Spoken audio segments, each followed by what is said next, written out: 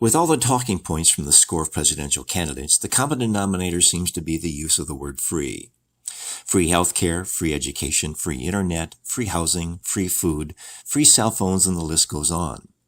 Apparently, they believe that these necessities in life is a right for everyone, including non-citizens, and the government will give them to you if you vote for them. There are only two places in the world where this can happen. One is in a totally socialistic society, and the other is prison. Neither is a place where I want to live. The hypocrisy of these free ideas is incredible. They seem to have no concept of who's going to pay for it other than those rich corporations. Politicians propagandize this message, hoping that those who are not working get the impression that supporting this liberal agenda is fair because the rich got that way, not by sharing or from stealing from somebody else. They say that we are a democracy, which is code for mob rule. If enough people vote for them, they will steal it back from the rich. Their solution is to force the rich to share by taxing success and demand that they be more charitable. They forget that Robin Hood was a fairy tale. The adage that anything free is worth only what you pay for it always applies. Education is a case in point. It's a shell game.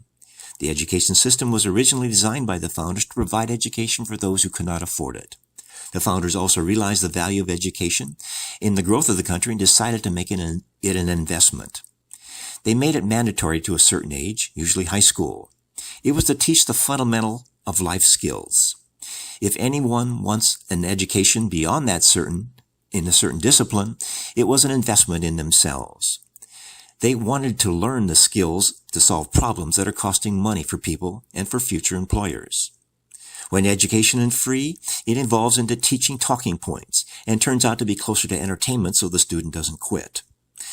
They are not learning how to solve problems, which is harder and requires considerably more work. The tests are regurgitation and not displays of logic skills needed in the real world. To have our taxes pay for all education is socialistic and designed to have everyone think and act in a similar way, to make society easier to control.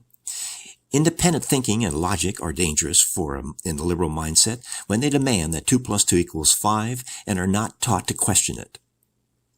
The irony of encouraging everyone to get a college education is almost a conspiracy because the elite know it's the best and only way to indoctrinate our future citizens into liberalism.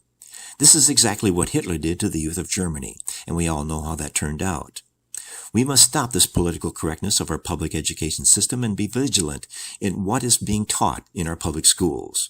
The word free is very seductive to children and the uneducated. We cannot be like the mouse who doesn't realize why cheese is free until it's too late. This is Keith Kuby wishing you the best in making the world a better place.